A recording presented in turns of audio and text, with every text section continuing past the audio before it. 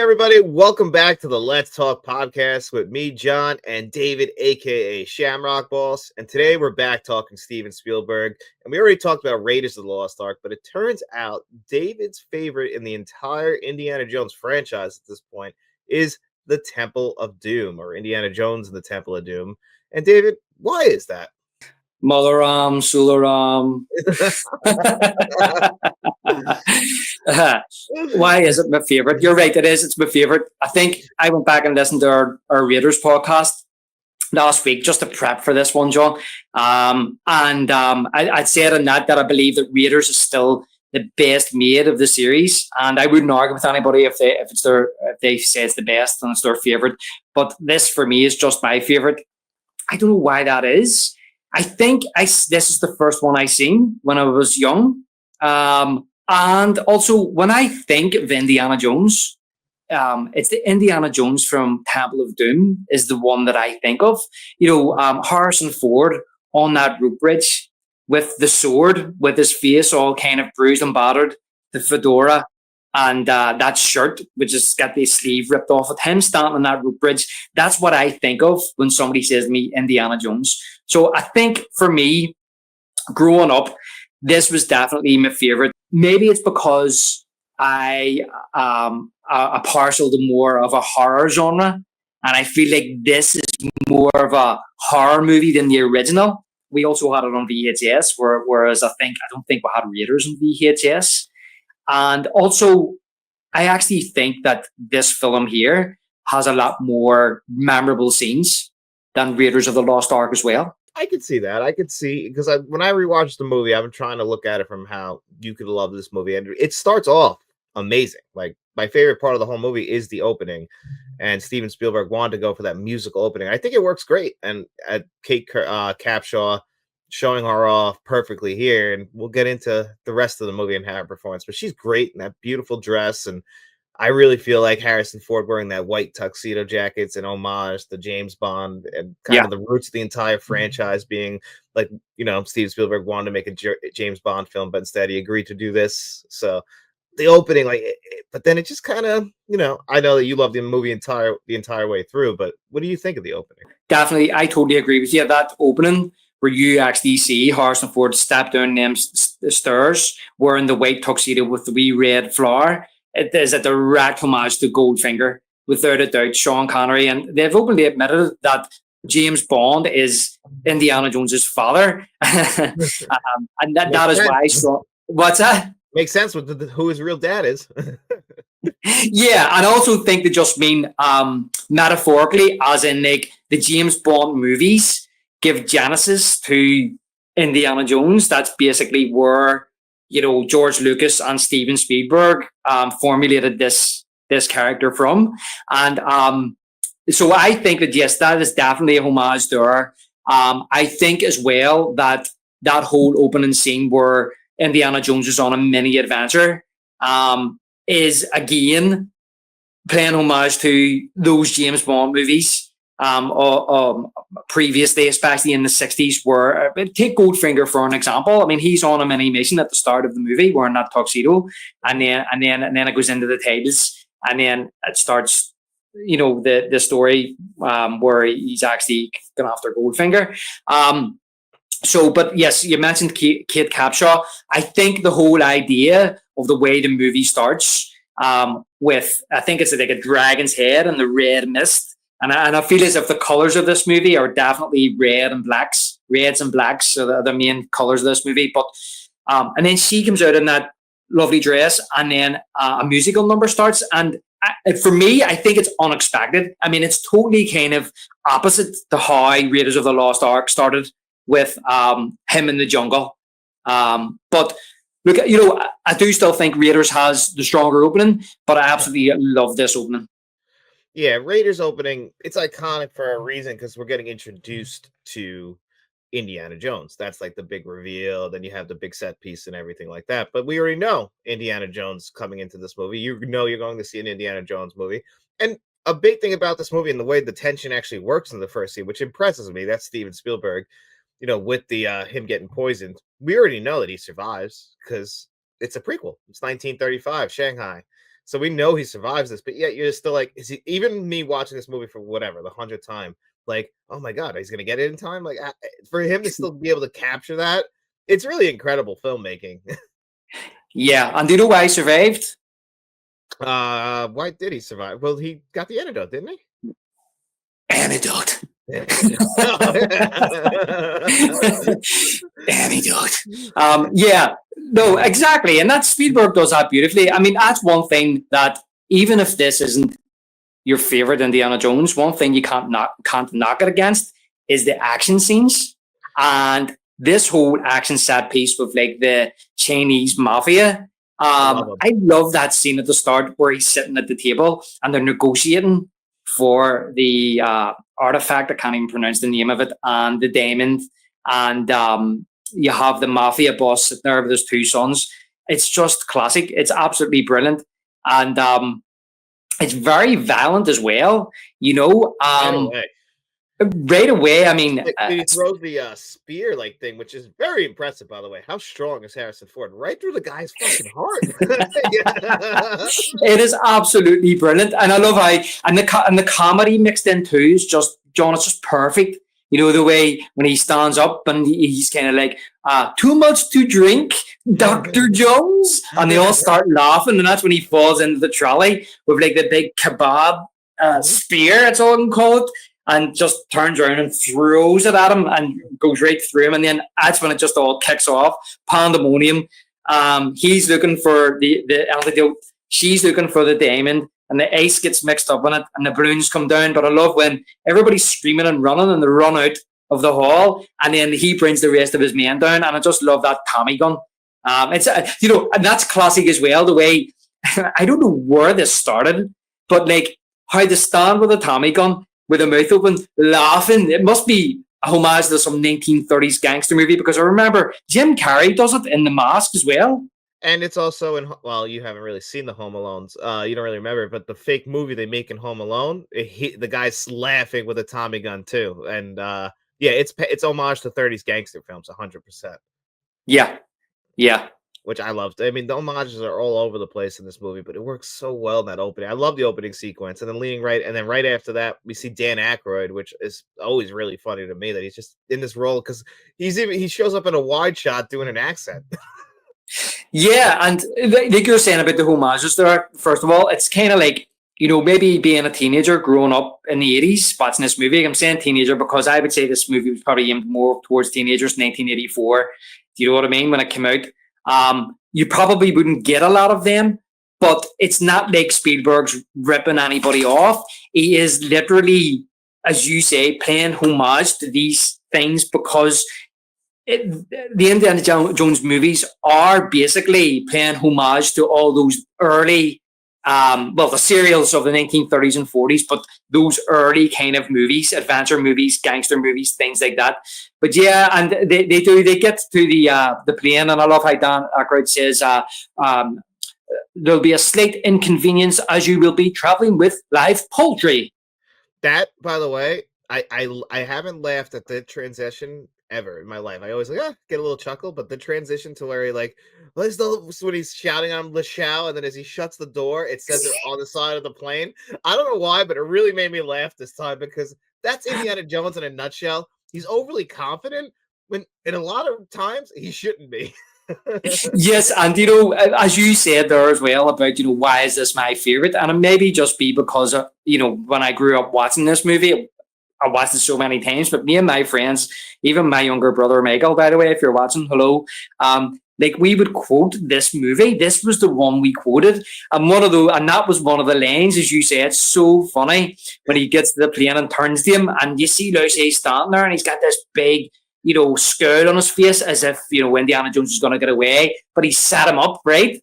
And it's just how he says, like, "Nice try, Lucy," and just closes the door, and it says Lucy on the side of it, and the way he just goes, "Goodbye, Dr. Jones," and starts laughing. It's classic. And then that plane just flies off into the sunset. And I was thinking about this today. Actually, it only dawned on me today, thinking about the movie because we were going to do the pod, was that it's really funny how when he escapes in the first movie, he escapes from the tribe and his nemesis in the first one. Can't remember his name at the minute.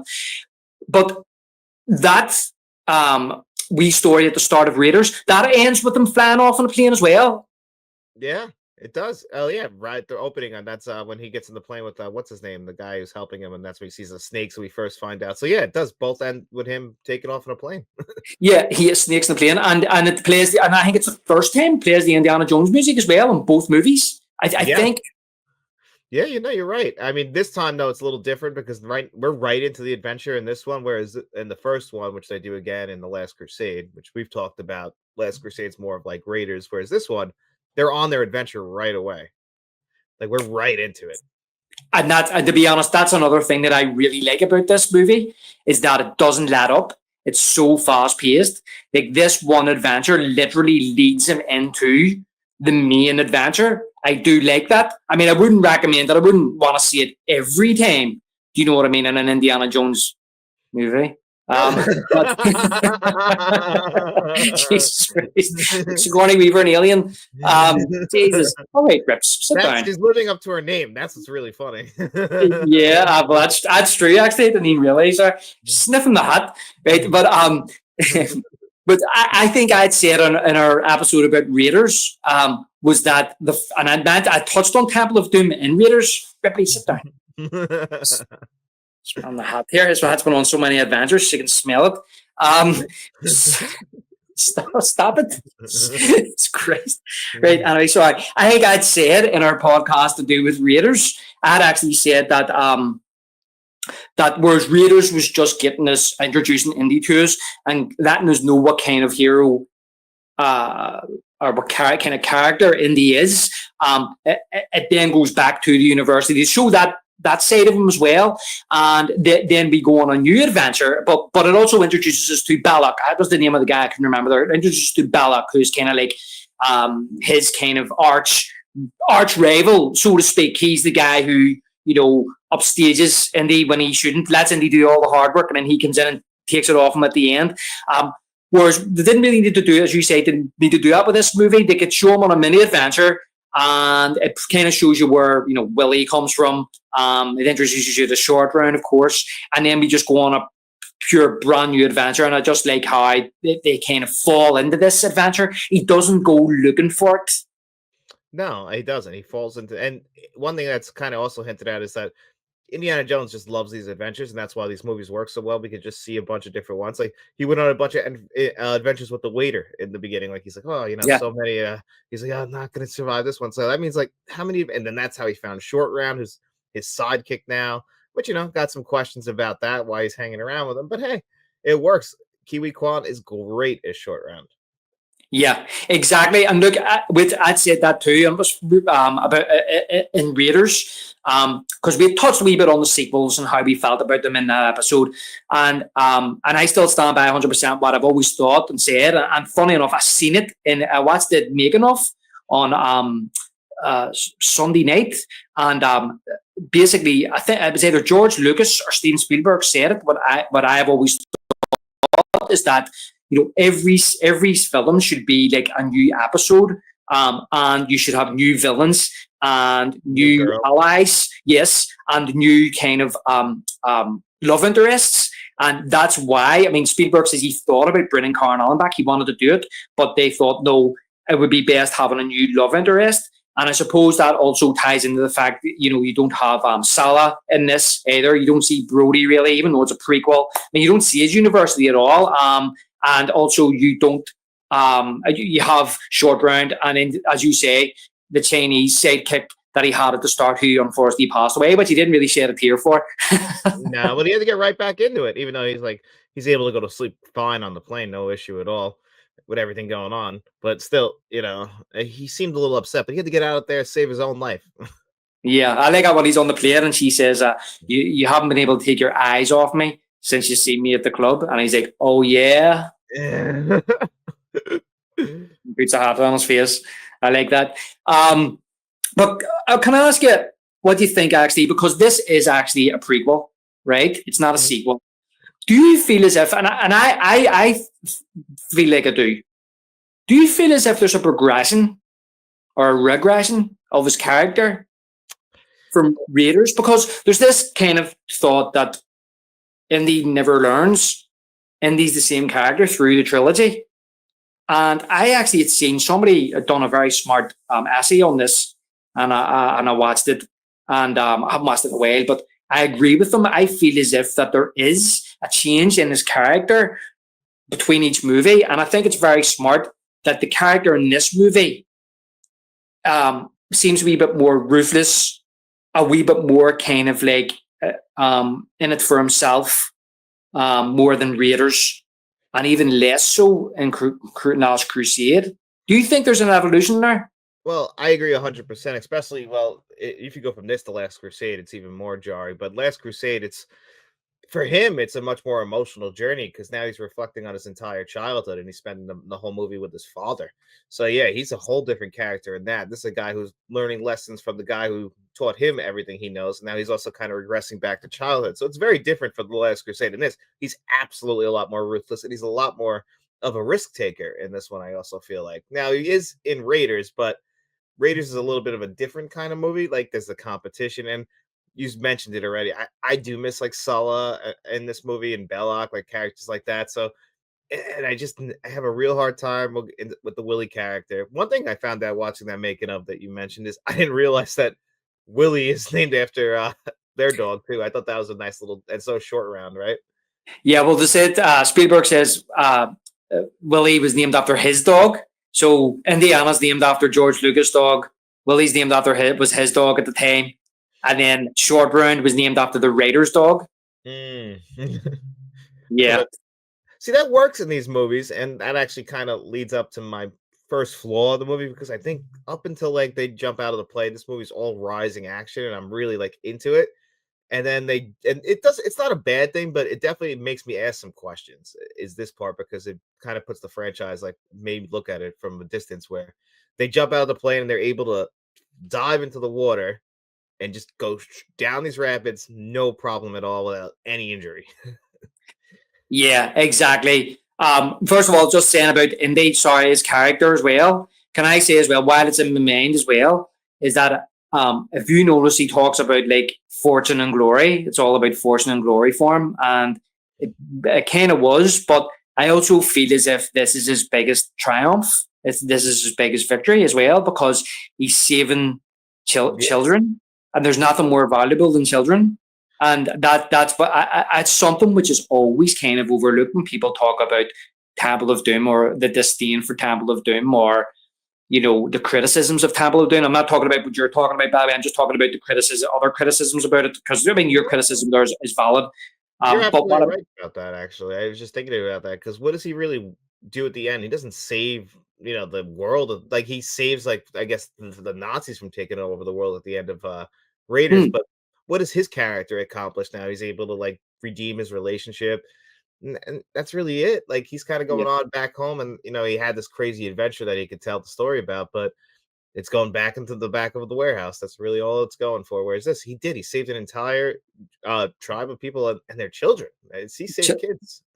Kids saves kids, exactly. And look, I understand what you're saying because I didn't think about it like that in the other movies where, for example, if the Nazis get their hands on these supernatural artifacts that they could potentially have won the war and taken over the world. And I understand, right, that's fair enough. I understand that right enough. Like, but I just feel as if it's not about an object, even though the object is what brings the town back. It's more about their children, and I just feel as if that to me is what I love about this movie is about him saving the children, saving the artifact or getting the artifact, even saving his dad's life in the third one. I mean, the three of them are all great movies, and the third one does have real emotional parts in it because I think we can all kind of relate to what Indy's feeling right in the third movie. But I just that triumph of saving those children for that village is what, as I say, that part of the reason I love this as well. But as you were saying about the set piece jumping out of the aeroplane on the raft, yes, totally inconceivable. And they don't land in the water first. He lands on a mountain full of snow. So yeah, I mean, it's totally and utterly comic bookish. I think the idea is it would never work, but I think the idea is that basically because it's a rubber raft full of air, that it's kind of going to break their fall. It'll slow their descent and break their fall. Yeah, they'd be dead. Like every bone in their body would have broke from that fall. But but that's where I kind of asked the question about the franchise because It's always things in all three movies, and then when you get to the last two movies, especially, but the first three, there's always little things in there that defy believability, and they're paying homage to these 1930s serials where things I'm sure like this happened all the time. Are you supposed to like get bothered by that? Like, because they said they wanted to actually use that in Raiders, and they cut it. They just didn't have it; just wouldn't fit. So they always had that in mind. And I assume that they knew it was going to look because it's Steven Spielberg and George Lucas. Like George Lucas, maybe a little lesser except Spielberg, but Spielberg, if he saw that, it had to work within the context of the movie. Yeah, and I think it does work within the context of this movie. Me personally, I haven't seen the fifth one, but damn at this stage now where the M2 movies don't exist anymore. They shouldn't. What's that? They shouldn't. They shouldn't, exactly. They don't exist. That's why I'm only talking about the trilogy. But yes, there's things in all of them. I mean, you could argue that this. I can't think at the minute. But you could argue maybe that coming out of the plane is the worst out of all those set pieces. As in trying to believe. Yes, trying to believe. Fair enough. But no, I think it is supposed to be more kind of like, it's not supposed to be based on real life. It does have a grittiness to it, a certain kind of realism to it, but a lot of the stunts, the fights, we talked about it in the last the Raiders episode, John, the sound effects, they're all very comic bookish, over the top kind of violence. I think the difference with the violence in this one is that because the movie's so dark, it's a wee bit scarier. But I mean, all three movies have fight scenes and violence all the way through them, and yeah, so I think you're right. I think it was an intention of Spielberg just to kind of suspend your disbelief, like a James Bond movie. He's Indiana Jones. He's thinking there's no parachutes. You know what I mean? He's thinking quick on his feet, and he's going to get them out of there. He's going to save them. Yeah, and honestly, you just said something that reminded me of we reviewed here. I can't remember which. It was the first or second Roger Moore James Bond movie where he has a skiing scene where he goes skiing down the mountains. And that's ridiculous. So even the way they filmed it, so it's like if he's paying homage to James Bond films, there's a lot of unbelievability there too. So it makes a lot of sense that would still be in this movie like this. But this is definitely the one that it's just so weird because every time I watch the movie, I'm like, leading up to this is almost perfect Indiana Jones filmmaking, and then it just kind of falls off a little bit. But then it picks itself back up really quick when they get discovered, and we end up finding out what the main plot of this movie is going to be. Yeah, exactly. And obviously they get to the village, and that's basically where they start describing what has happened to the village.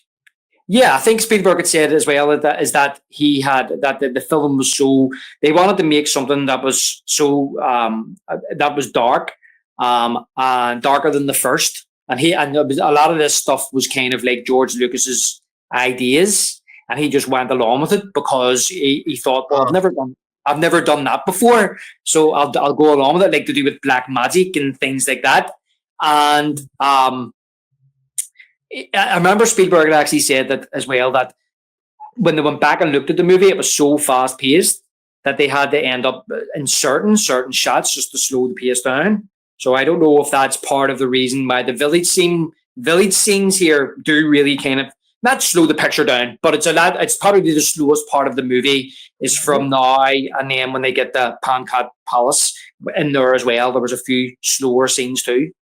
Well, yeah, it's like what you said at the beginning, how this movie never lets up, and you do need those moments to slow down, because I actually do kind of feel the pacing of this movie sometimes. It's nonstop the entire time, from the time we open to the time we end this movie. And even like the ending, it's like we wrap it up quick and we're out of there once we get through the final set piece there.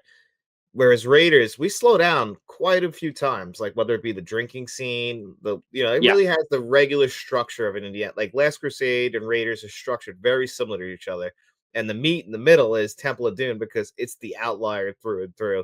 But I completely agree with you. Yeah, exactly. And it's funny, just saying there, when I was watching it again the other night, and I've touched on this a few times when we've done Spielberg movies, about the night scenes and just kind of like, the calm before the storm, and then they have one in this where they're around the campfire and when they play cards. Yeah, it's a brilliant scene. And you know what? When I was a kid, like Willie used to annoy me in that scene, the way she was running about, the way she lifts the bat, and you know what I mean. Yeah, but now that I'm older, I kind of appreciate it a wee bit more because I appreciate the comedy of it. I appreciate because we haven't had too much time to kind of learn anything about Willie, and we haven't had too much time to even get to know Indiana Jones again, other than the adventure side of him. And I like how he kind of like to have a wee bit of a conversation back and forth.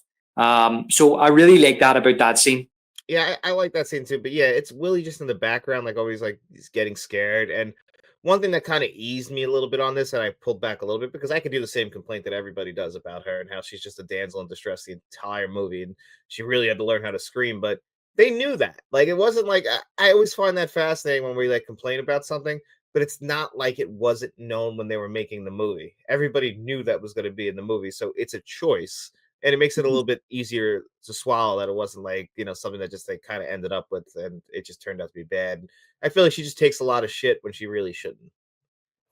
Yeah, look, I totally agree with you. And I am actually, look, I can understand. I think I said it the same about, I think I said it in the Raiders episode. And I think I said it about, maybe even said it about Kim Basinger at one stage in one of our Batman episodes. I can understand the criticisms, but I think people are missing the point of the character, right? Because they didn't want to do the same old boring character, but not boring character, the same old strong character that they done in Raiders, right?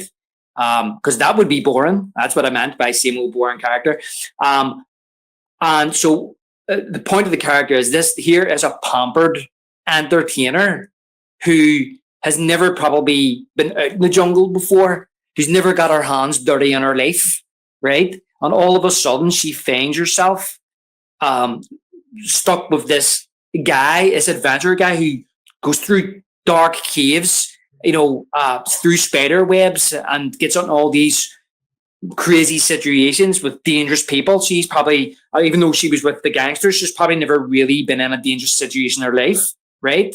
Because she's this pampered kind of like entertainer. She's a singer, and there's points of the movie where she kind of says that, where she falls off the elephant, and she says about, I in Shanghai I was happy, I had a house at home with a garden, and and then she also says about when she what's she say when she drops the gun at the car door, she says, I broke a nail. Do you know what I mean? Yeah, and she's like getting angry at Indy because she's being put out of her comfort zone. Do you know what I mean? Even when he puts the fork into the side of her dress, and she's like, look at my dress, And okay, people may turn around and say, that's not very PC, right? But that's the point of the character. Point of the character is that's the person she is. It's not saying anything about anybody else. It's just saying about this particular character. She's pretty self-centered in a lot of ways. And, it's very different from like Short Round, who everybody loves Short Round because, he's along for the adventure, and he really is a perfect sidekick to Indy. Yeah, and the final point I was going to say about Willie as well, John, which is I was thinking about this earlier on as well, is that you may not like her demeanor, you may not like the fact that she's screaming through the movie, and that's fair enough. But one thing about her is she does have an arc, and she does learn, because here's this girl, and I love the line as well. And look, Kate Capshaw, I think, does a brilliant job in this movie, to be honest with you, playing this character. Spielberg says himself, although he probably has to say it, she wasn't this person. She's not this person in real life, right? Yeah, I mean, he better be like, he has to praise her up and down, or he's not going home. So, yeah, she's not this person in real life, even though she wouldn't do the snake, she wouldn't do the bugs, she didn't know how to scream. I mean, I don't understand how she got the part, but anyway, but I love when they went Short Round and they get stuck in the cave with the spikes coming down, and they're shouting, Willie, come down and help us. And she's like, she starts shouting down at them like she's their mum. You know what I mean? What's going on down there? Blah, blah, blah. But then the next thing was, you better get down here and help us. And you see her putting on like her overcoat, and she's like, I bet you I get all dirty again. Right? And that's the type of person she is. But by the end of it, she doesn't mind getting her hands dirty. She doesn't mind getting, roughed up, and she doesn't mind her clothes getting ripped and whatever. But then again, that might happen to anybody who's trying to escape a bad situation. She's going to be put in the pit of lava. But I believe that this character evolves. By the end of it, she starts standing up for herself. She punches one of the guards. She stands on Mulleram's fingers to try and get him off the ladder. She's all in. She's trying to help Indy. She's trying to help him escape. So I really feel as if this character did evolve. And okay, she reverts back to form at the end of the movie where he says about you never know, it's a long way to Delhi, and she's like, get me back to Missouri. Do you think I'm gonna go with you again after what happened? And then what happens? He takes her with a whip, and then he gives her a kiss, and she's all smiles again. And even when the elephant, she hates the elephant, right?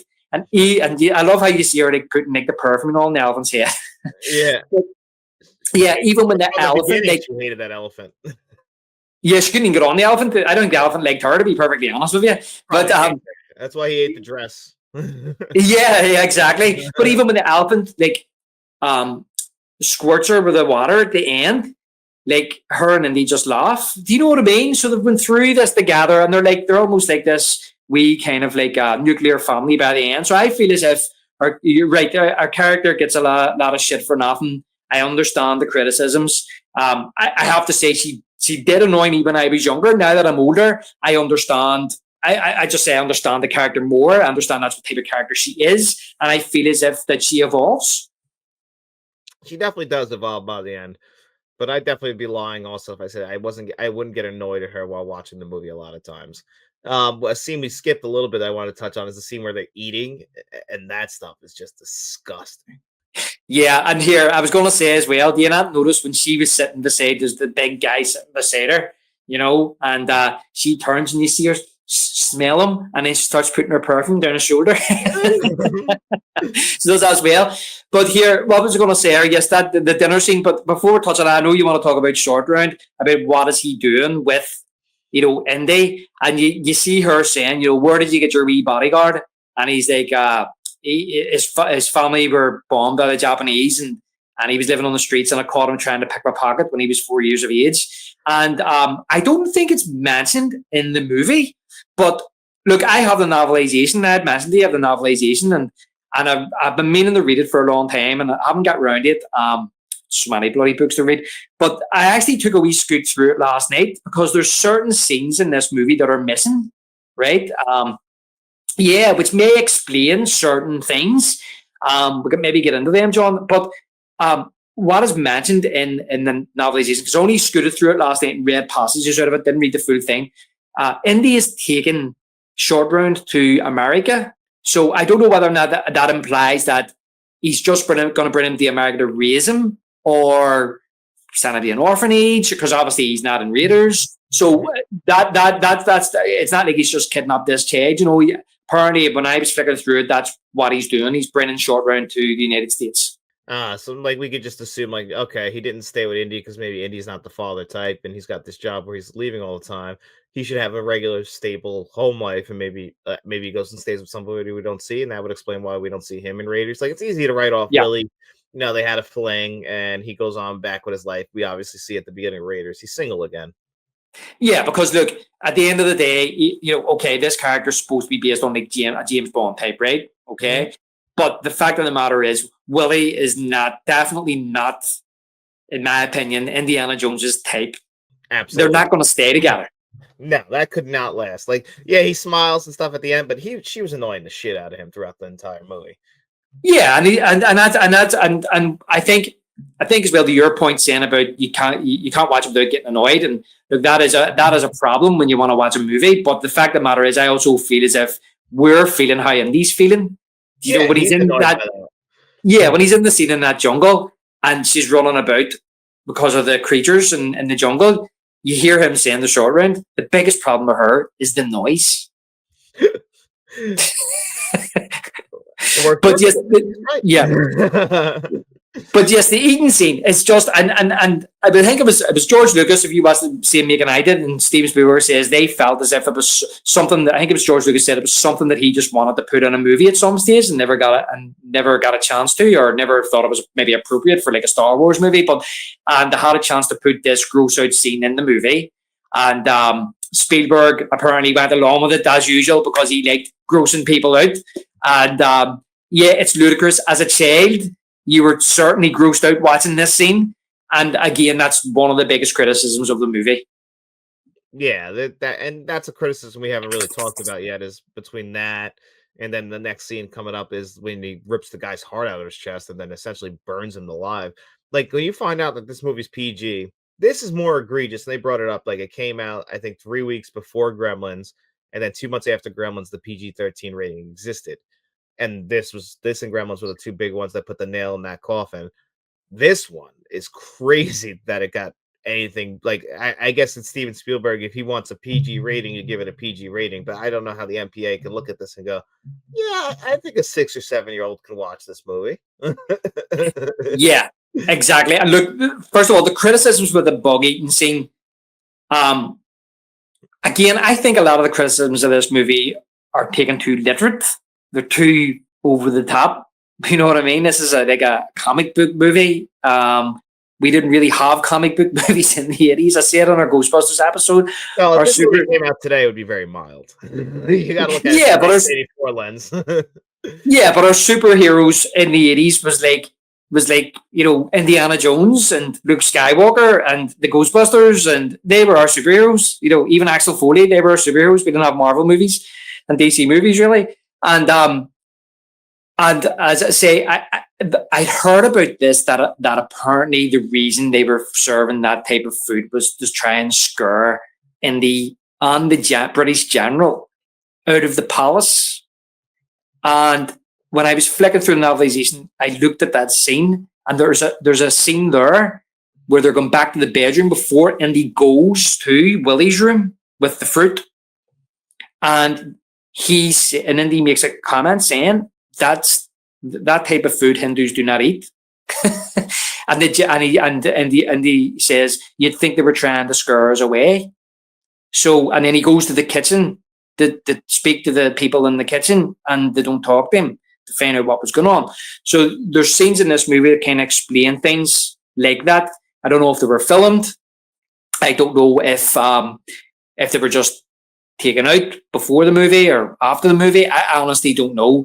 But as you were saying about the rating of the movie, I do know there were certain scenes that were cut out of the UK and Ireland releases, and not actual taking the heart out was deleted for years. I think the first time it was released uncut was the Blu-ray. Really? So did you see it with that, or were you aware of it before you saw it like on the Blu-ray?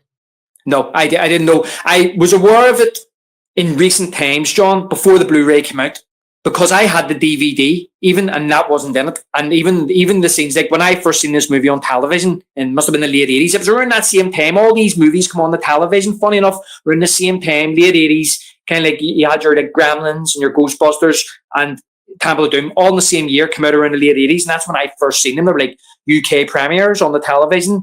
And a lot of the vans, I mean, you got to remember as well, some of these movies were being shown around like prime time. And we had like 4 channels, and like you have millions of people throughout the UK and Ireland watching them at the same time. So if they were on at 5:30 in the evening or 7 o'clock at night, they were heavily edited. But even when I got them on VHS and then on DVD, that was not in it. Him putting the hand in and taking the heart out wasn't in it. The first time I seen it, I think I seen it on YouTube. I looked it up to see, because I'd heard, I can't remember where I'd heard or read that was edited. And I seen it on YouTube. That was the first time I seen it. But then when they released the Blu-ray, it's totally unedited. Yeah, I always seen it with that. I was not aware. This is the first time I ever heard that it was completely edited out for you guys, because I don't think I've ever, or at least I can remember seeing it where it didn't have that scene in there. Yeah, I'm sure you can look it up and see. I can't remember now. Like I give away my DVDs. I've still my VHS, but it's boxed away. My VHS box set of the first 3 movies. But I think it wasn't just the hand going in and pulling it out. I think you see no way he goes like that, and then it cuts to like the special effect of the hand going through the chest, and then it cuts and you can see him like pulling the heart away from the guy, and the guy's kind of like startled, just looking, and you see him looking down. But I'm near certain the cut was just the hand going forward, and then I cut him. I think it was a wide shot of him having the heart up in the air, and then even I think there was more just cut out around that scene. It wasn't just the hand getting in; there was more. I can't really remember now, but I think it didn't show too much of it. It made it show the heart person in the flames on a lawn shot, and that was it. I don't even think it showed him holding it. I know it showed him holding it; it's just pumping. I don't even think it showed that. Yeah, so that explains a lot then, and because people might not realize, like you just said, like back in the day, there's no way for us to find out about like where different cuts were going. You where you lived is the kind of cut you got. Like it was pretty recently where I found out about Demolition Man having a different cut of the movie for international audiences compared to the US audiences. I just assumed everyone had the Taco Bell cut, but these are things that happen. Things get cut out for certain regions or have extended editions. Like when I Yeah. found out about Austin Powers International Man of Mystery, how you guys had extra scenes in your movie that were completely cut from ours. And I'm watching it and I'm like, it throws off the pacing for me, but everybody else was used to that. Yeah, and I love that. That's one of the things I love about movies is the process of making movies. You know, I love, if it's a movie I love finding like different cuts or additional scenes. Do you know what I mean? I really Yeah. enjoy that. And that's why I was so intrigued. That's why I actually bought the novelization for Raiders. It's like it's an omnibus, and it's like Raiders, Temple of Doom, and Last Crusade. And I've read Raiders, and that's part of the reason why I bought it, because I wanted to read them. Because a lot of times these novelizations are early drafts of the screenplay, or they could be maybe final drafts, and that's before the film is filmed, and it's also before maybe they've decided to take a scene out or edit a scene out once it's been filmed. So I was able to flick through the book and just kind of go to the areas of the movie which I suspected had, or I'd heard had deleted scenes, and right enough, they're in the novelization. I'm laughing at your dog. Torture. Sit down. Jesus. The hat's Never really mind. really throwing her off. Yeah, never mind snakes. We whipping dogs. Oh, okay. So the novelizations would kind of like unlock. Yeah, it's pretty cool though. That's one thing about film. Now, and you've got for all three of them, or just Temple? No, for all three, it's like an omnibus. They only released it like a few years ago. Do you know it's like the first three movies in an omnibus edition. Okay. Yeah, that's all I'd want, to be honest, John, about the other ones. No, don't go. I mean, you haven't seen the last one yet. I just wish they would have stopped with the three, and I get it, money talks, like we were saying, but still, it bothers me that because these three movies, like if Temple of Doom is the weakest of the three, in my opinion, or I think you said what's the Last Crusade's the weakest in your, they're still Yeah. great movies, all three of them. Oh, they're perfect. For me, they're perfect. I know people have an awful lot of problems with Temple of Doom, but because it's my favorite, I mean, having Raiders and Crusade either side, and I have more problems with Last Crusade than I do with any of the other two, the first two. But I can save that for another episode. It doesn't mean I don't like the movie though. If you want to get critical, I've a lot more criticism for Last Crusade than I do the first two. That's all. Well, I can understand the criticism being thrown at the Last Crusade, where you argue it's just like Raiders and where Temple of Doom literally tries not to make the same movie, which is great because especially in the 80s, you would not expect them to go this route. It's easy to just make the same movies and hit the same story beats and just see Indiana Jones do the same thing, and that's what people want to see. They like to see the greatest hits of one of their favorite characters.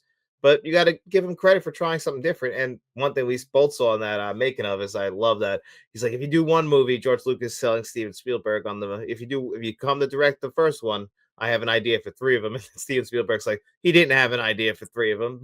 we figured out. That's the common George Lucas thing that he lies about that because he said he had the plan for the first three movies, the first three Star Wars movies before he even made the episode 4. It's like, I don't think you did because some of that stuff wouldn't have happened. Yeah, I think he just said that to rope Spielberg in. That's all it was. I want to get this. What his best friend. Arguably the best director in the history of film, but at that particular time, pretty hot. And he knew the talent that Spielberg had coming off the back of E.T. and stuff, and he just wanted to rope him in for those three movies. And I believe that. He's his friend. He's not going to let him down. But I think that he tried to put off the third one. That's why there's a big gap between between the second one, 1984, to the third one, 1989. And I think Spielberg was trying to put it off because there was other projects he wanted to do. But you're right. That's another thing I love about this as a sequel or a prequel, whatever. It's nothing like the first one. And look, that's the biggest criticism we have about sequels. It's a double-edged sword, John. Our biggest criticism really is it's like, it's too much like the first. Could they not have went a different route? And then when they do go a different route, people don't like it because it's not like the first. So that's why we have so many sequels in the 80s that are so similar to the first, is because people didn't want to deviate. They just want to see the character back in a similar situation. But in a lot of ways, that's how you end up with inferior sequels. But it is a double-edged sword because because if you do something different, it can be a complete disaster. And I'm not saying Temple of Doom is a complete disaster. I'm saying I'm sure there's been examples out there where people have to try to do different things and it just doesn't work at all. Well, Joker Folie à Deux this past year is an example of that. Like the biggest criticism being thrown at it is it's not like the first Joker movie, and it pretty much tries to undo that movie, which is probably the worst thing. This does not try and undo Raiders of the Lost Ark. In fact, it's a prequel, so it's impossible to undo that. You go into it knowing what Raiders is, and it leans on you knowing that.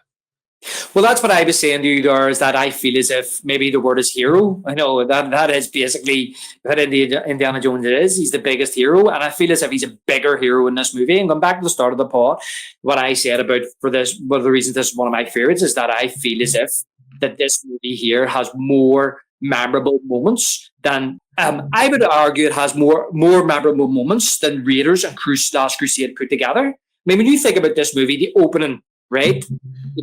Short round drive in the car, the bug eating scene, walking through the bugs, even that the temple scene with the heart, and then you also have, like, for example, the fight with the big guard at the end, and then you have the main cart chase, and then the bridge scene.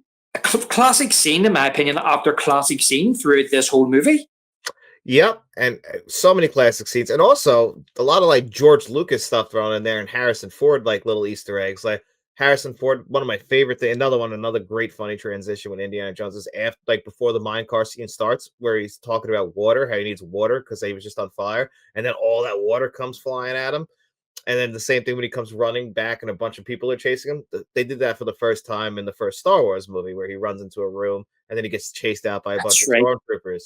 I just love those little things in there. And it's just, I feel like, Tom Selleck was originally supposed to be this character, but it's hard not to see anyone else but Harrison Ford, because he plays the regular guy so well before Bruce Willis did it. Yeah. And one thing about Harrison Ford's, acting in this movie as well. And, look, I like Harrison Ford. I'd watch a movie if Harrison Ford's in it. I like a lot of movies that he's done. He's my favorite character in the original Star Wars trilogy, without a doubt. He's his favorite character for me that he's played as Indiana Jones. I'm sure it's for a lot of people.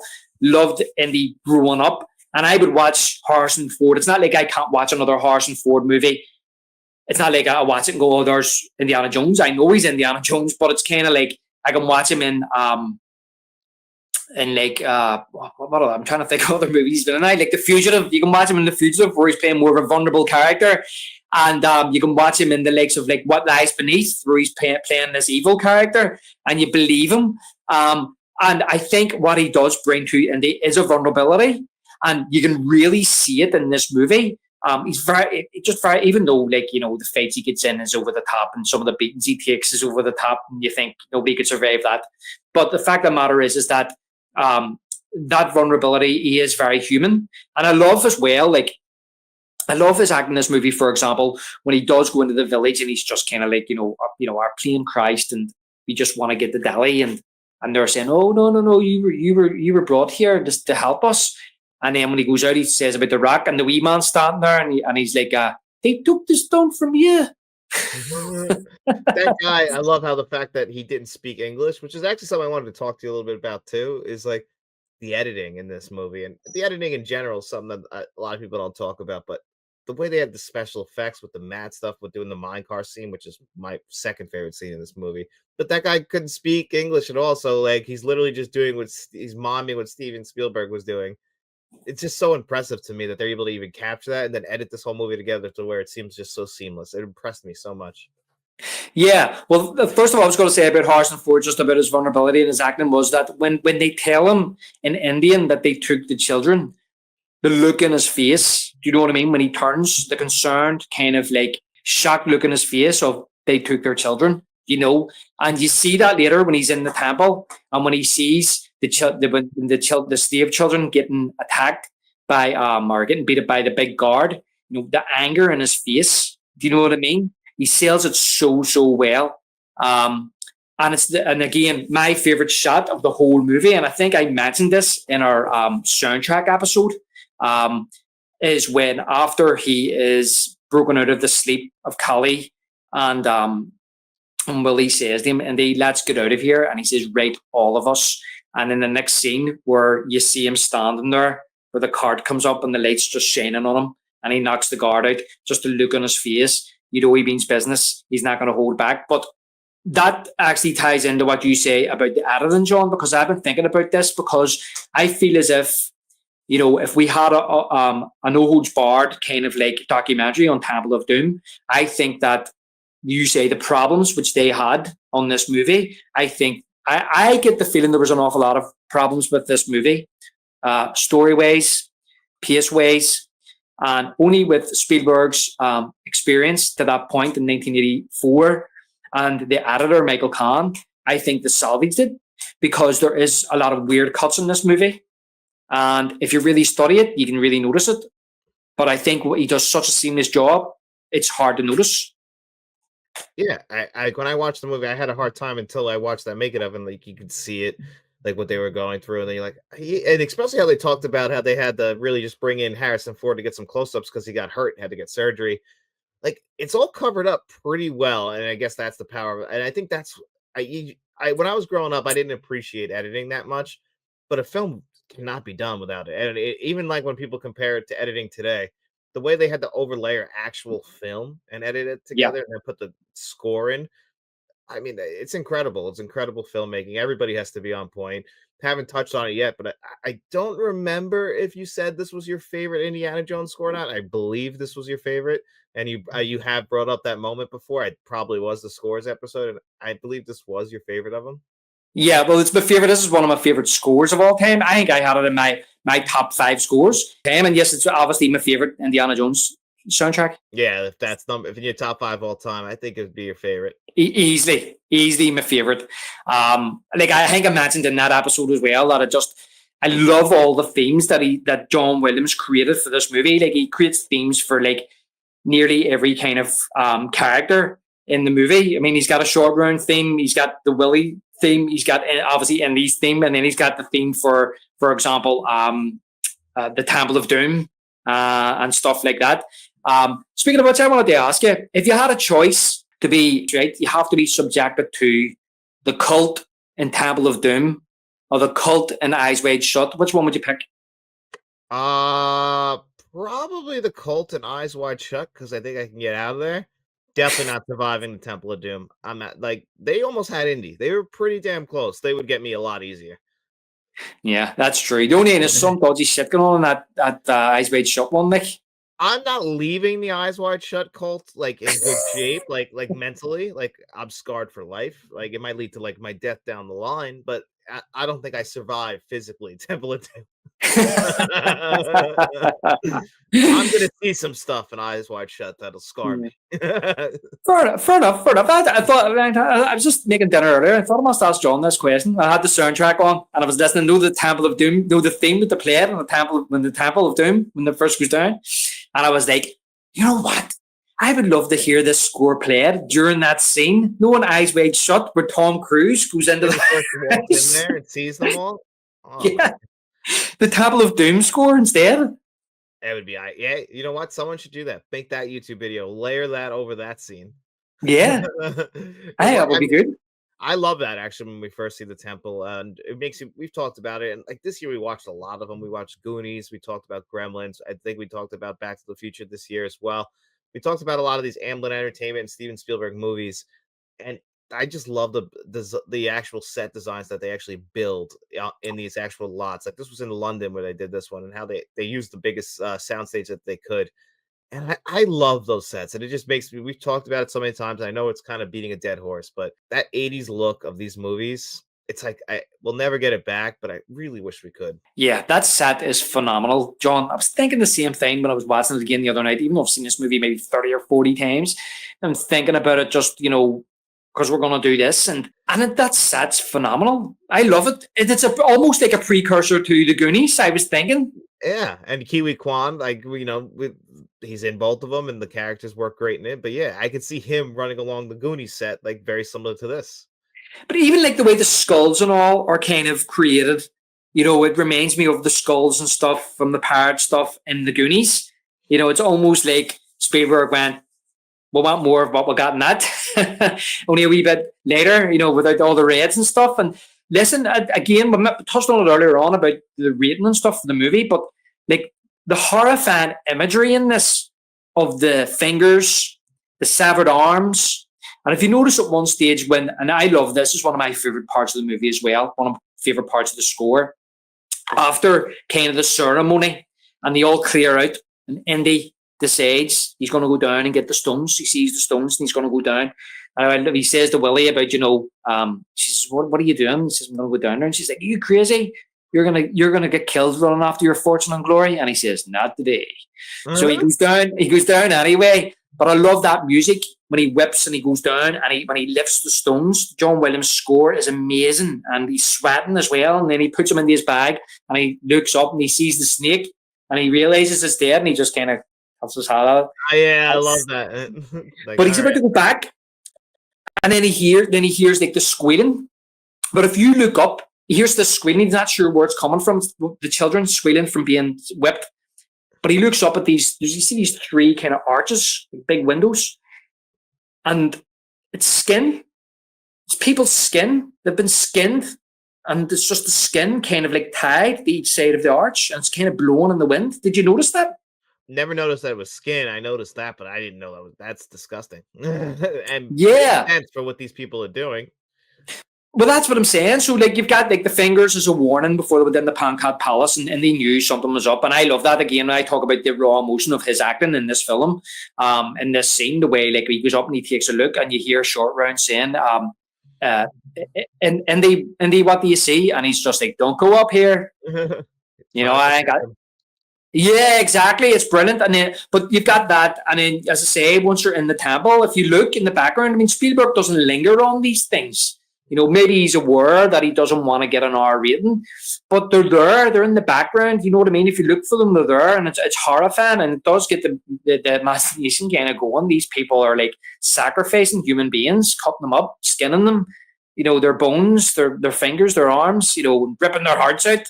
Yeah, then they turn the kids into slaves. Yeah, and what do you think of the guard in this one? I like when he fights the Nazi guard in the first one. I'm not sure if he really has a nemesis like this in the third one. I can't think. But this one here, this guard here is the most formidable, which he goes hand-to-hand combat with. What do you think? I love that guard. I love the costume he's wearing the entire time. It doesn't look like it's moving, but yeah, you'd be scared of that guy with that big beard. And yeah, it's like that's literally this movie's version of when they're fighting on the jet plane in the first one, not the jet, whatever, the fighter plane in Raiders. But this one, yeah, I think this guy's more of a badass. I just like his look a lot more. I love that look with the long beard and the thing on the head. Definitely worked out very well. But yeah, that's a pretty good opponent for Indy. And of course, Indy's taking a beating like he always does with a great sound effects. Yeah, and that is one of my, as I'm saying, that whole kind of like from when, as I mentioned earlier, when he starts to rescue the children right through to the end, is like it's non-stop. But that's like my favorite part, the whole ending of this movie, even though there's other parts I really love in it. But especially that scene where he rescues the children and has the fight with the guard. And basically, I love how like he's rescued the kids and you see the guard come through the door and he steps up and he's got this wee grin on his face as if I'm going to sort you out. And then he tries to hit him with a sledgehammer. And I had mentioned this in our Raiders episode. I love how he grabs the sledgehammer and punches Indy, but throws it. And it hits one of the other guards on the head. Yeah, and it just falls down straight. Remember what I was saying? Falls down straight like a sack of shit. Yeah, well, he just blasted with a sledgehammer. But it makes this really loud noise, like a boom. Oh, the sound effects, I mean, obviously, they're always been good, but even when they're walking on the bugs, like the crunch that they have, it's all perfectly chosen. And then when it builds up to the last big scene, like the minecart stuff is perfect as well. I actually get really wrapped up in that, even though it kind of feels like a ride you would see at Disney World. I still actually really like how that's done. But when they're on the bridge and then like everyone's falling in the water, all that sound effects, all done so well as well. Yeah, exactly. And as you said about the sound effects, even when that guard is fighting Indy, the punches, I love when he punches him on the chest and then you see Indy just with this big kind of on his face. Yeah. And I love how like Short Round saying to him like let me help him, and then she's like, he can take care of himself. And eventually, when he's in real trouble, she says, "Go on, help him." Well, But he's just like, says it so nicely. Yeah, go on, help him. "Go on, help him." But he's like whipping him on the backside and kind of like going, "Put him down, put him down." But you see when the guard turns, you can see Short Round's whipping it kind of like starts to slow down as if this is having no effect. But do you know that guard? You probably do know this is the same actor as the Nazi in the first movie. Yeah, I think what's his name? Pat Roach. Pat Roach. Yeah, because I was always forget his name. There's a guy on a show I watch called Trailer Park Boys. His name's also Pat Roach. So I always think of the same thing. It's the same guy with very different bodies. The guy in Trailer Park Boys is a fat guy who only wears jeans and never a shirt. Well, this guy Pat Roach, I didn't know much about him, but he's a British actor, and I remember reading about him. He was in a few like famous British television shows, so he was well known on television. Because obviously Raiders was filmed in England, they cast him as the Nazi who he fought, and I suppose Spielberg's kind of like a nut for that. You know, he thought he'd bring him back and dress him up differently and have Andy fight him again. But yes, you're right, John. The main cart scene, I love that whole kind of scene with Anthony when he does get rid of the guard dies, and Andy shows his compassion too because he tries to save him. Unfortunately, he can't. It's too late. And but how he's kind of like on the catwalks and he's taking out all the guards, but they're and he's telling Willie and Short Round to get out of here, you know, go get out, leave, and they're all kind of shooting at him, and he's kind of like trying to dodge the bullets and stuff, and it's like ricocheting off things beside him. It looks so Stephen now, 40 years later, it still looks so dangerous that some of these things are so close to him, not the actor, but just the character, and he's able to take the whip and swing down and into the cart. But yeah, right up, and then that set piece on the bridge has to be one of the best set pieces in movie history. I absolutely love that scene. I mean, that's where, like, I think you said earlier in this pod, where that's the image where you think of Indy. One of the images that always pops in my head is when we first see Indy and Raiders, and then when they have the close up of him on the bridge, like where it's kind of just like this up, and you get to see most of his head, and you get to see a close up of all the bruises and everything on him, and it's got the ripped up shirt. I'm like, that's the other iconic image of Indy I always think about. And then I think of the silhouette at the end of Last Crusade, but I'm a shill for the Last Crusade. Yeah. No, listen, I love the Last Crusade as well. I love that as well. I just don't. Maybe that's the one I've seen the least. You know, I just don't think there's as many kind of, let's say, iconic moments in Last Crusade other than this is the last one. I mean, when you look at like the boulder in the first one, the fight with a Nazi under the plane, the face melting in the first one.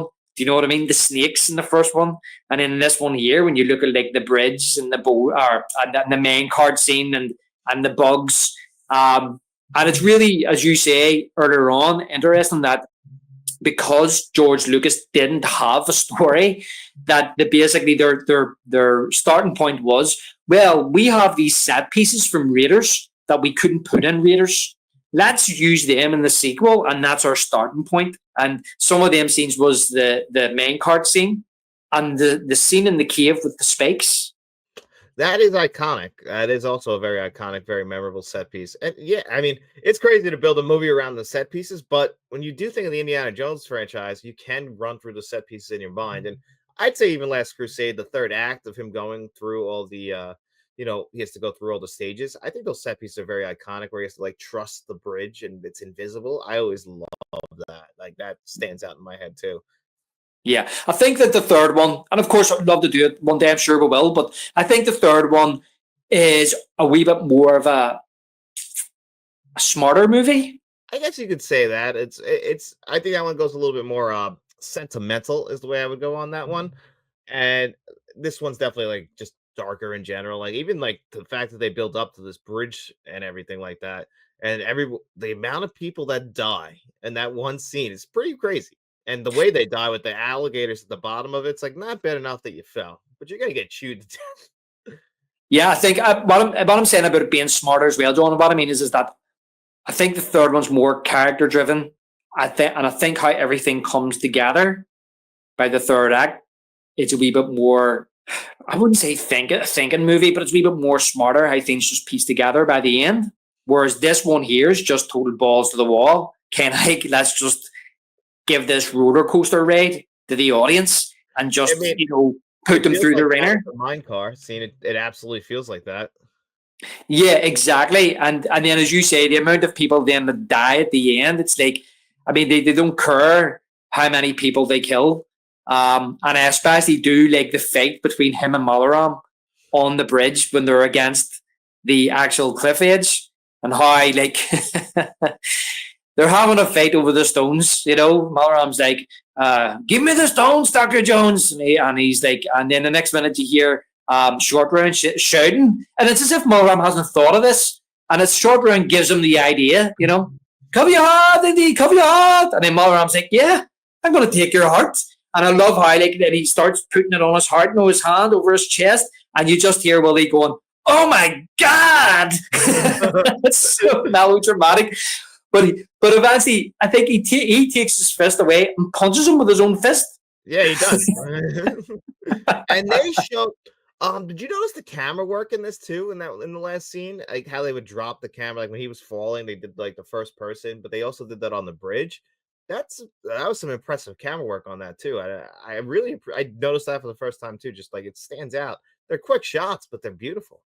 Yeah, it's brilliant. And I actually found it funny that Spielberg said himself that was a real bridge that they had built. There was Oh yeah, and yeah, Harrison Ford, no problem running across it like the first time they could, but like Steven Spielberg himself could only get like 40 yards out.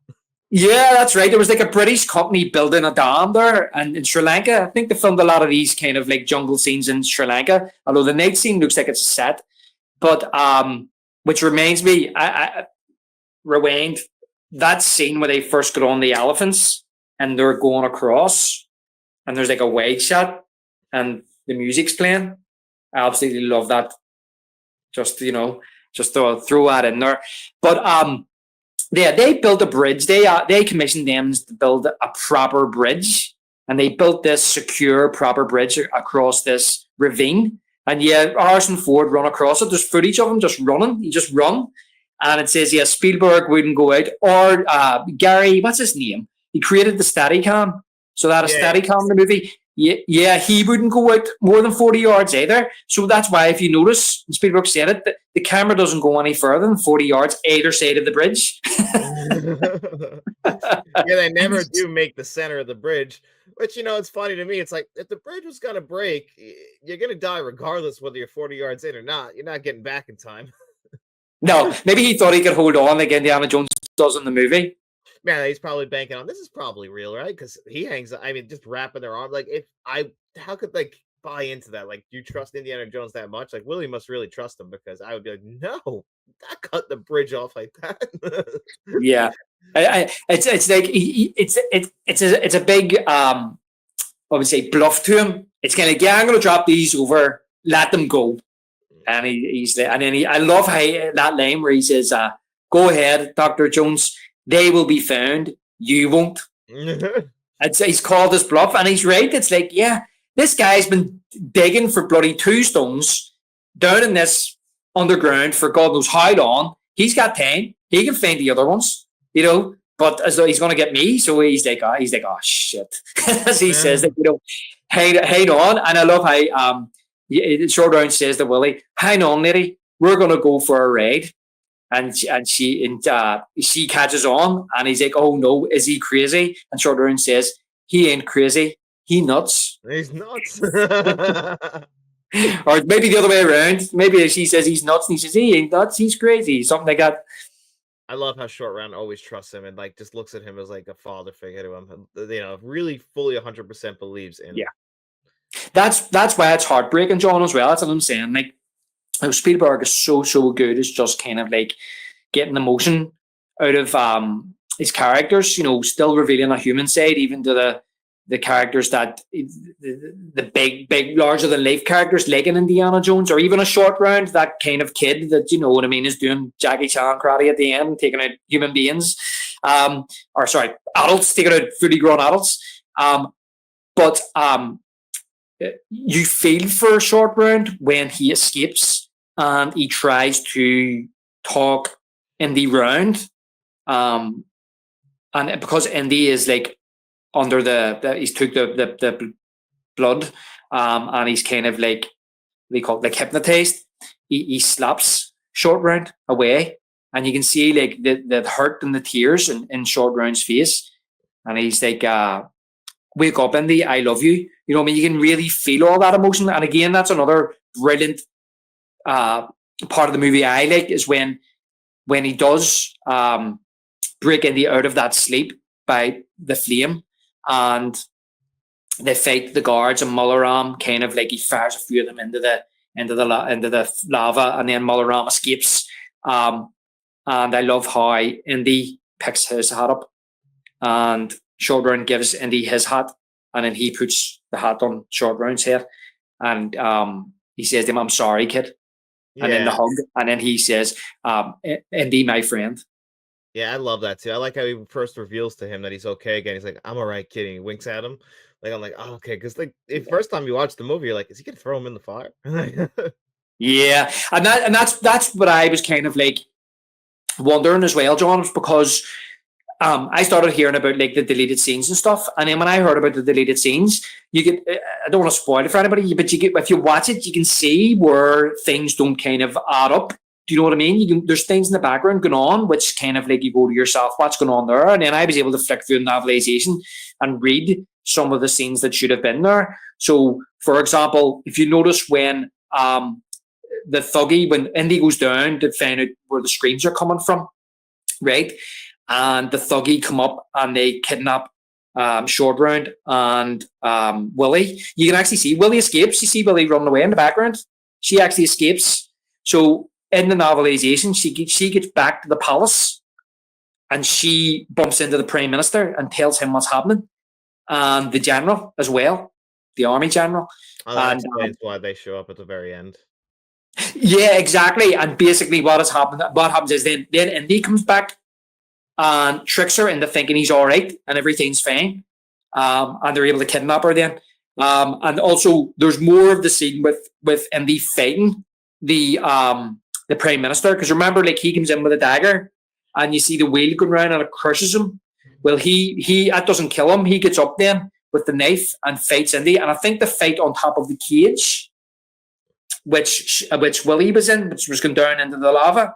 So he rescues Willie, and then the Prime Minister comes back out again, and they're fighting on top of the cage. And what happens is that Indy jumps off the cage, and Willie, I think it's Willie, pulls the lever and drops him into the lava, kills the Prime Minister. And then the kids, if you notice, when the kids are rescued, they just run through the palace. So the question is that, well, then why did Indy and Short Round and Willie have to go the main cart route? Why couldn't they have just run out the palace like the kids? Well, the thing is that there was a deleted scene where they put a piece of timber across the gap where the flames were, where the lava was, for them to run across. And once all the kids get across, it goes in flames, and then they can't get across, so they have to go back into the main where they're digging and try and escape that way. So it begs the question about, you know, when you watch these things and you see how the main guard comes in to fight Indy, like, it's all out of sync if you really watch it. Like that scene where he comes through, where the thuggy guard comes through and smiles, if you watch closely, that's actually from an earlier scene where he is in with Indy, with the first catch Indy, and he's tied up, and they want to give him the blood, because you see him coming through that door, but it's like trimmed. The scene's trimmed, so you don't see him actually coming through. He's just standing there, right? And so if you watch all, like, I've watched this movie maybe too many times now, but if you can watch all that, and it makes me wonder what the original cut was like, and it's something that I would love to watch. I mean, yeah, it makes you wonder what the work print did look like. It's funny now because you've seen it so many times, you actually will notice all of these little details and notice all the cuts. And that particular scene, by the way, is like, we're talking about like favorite names and stuff for the movie. I actually think Mularam for me is like my favorite villain. He's my favorite bad guy. But when he says the Legs of India and all, you know, about we're searching for the stones, and you know, and once we find the other two, the thuggy will be all powerful. And I love how Harrison Ford just says to him, laughs and says, "What a vivid imagination." And his response is, "You don't believe me, Dr. Jones, but you will. You will be a true believer." I love it. It's brilliant. He is a great villain. He's perfectly cast as well, just like everybody in this movie for the most part is. Even Willie. We'll even say Willie was perfectly cast because at the end of the day, like Steven Spielberg says, he got the girl. Yeah, he got the girl. Yeah, then that's something Spielberg always does. He brilliantly casts this movie. And I said in the Goonies episode too, even the short round, like when I'm watching Temple of Doom, like I see short round. When I watch the Goonies, I see Data. Yeah, I know they're the same actor, but those characterizations are completely different to me. I can see those characters, and I think that kid did an absolutely amazing job in this film. Yeah, I was really happy to see him come back a couple of years ago and Everything Everywhere All at Once, and then be on like the awards circuit, like seeing Harrison Ford again, like it warmed my heart to see them like as like Harrison Ford's gotten so old, and Kiwi Kwan's like older than Harrison Ford was in this movie now. It's just crazy. Yeah, it's absolutely mental. I know I'm probably older than Harrison Ford was in that movie now. Yeah, but you might be by now. I mean, Harrison Ford looked insane in that movie. And then you see him now, and it's like it hurts. It hurts a little bit. Yeah, listen, he's in great shape in Temple of Doom. I think they said that was the best shape he'd ever been in. Yeah, because he saw his abs and he had the shirt off a lot. Yeah, he had to have a shirt off a lot, so he wanted to get in really good shape. And then, as you said, he had a back injury. He injured himself when he was fighting that thuggy guard in the palace. And you see him kind of throw him over.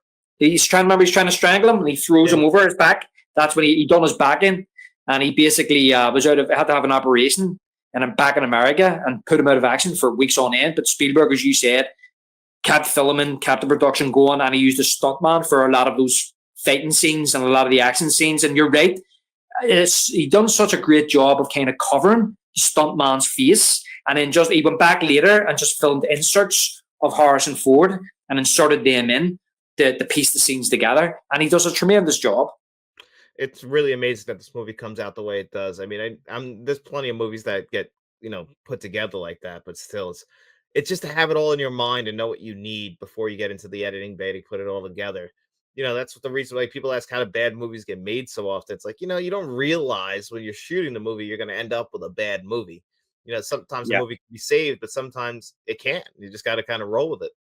Yeah, look, I've heard so many. Listen, it's easy for us to sit here as audience members and be critics, and not saying we're critics, but everybody's kind of a critic at heart. You know what I mean? Because everybody's got an opinion. So it's easy for us to sit here and say, that was bad, didn't like what happened here. And don't get me wrong, there literally is bad movies out there, whether or not it's a bad idea to start with, a bad script, bad acting.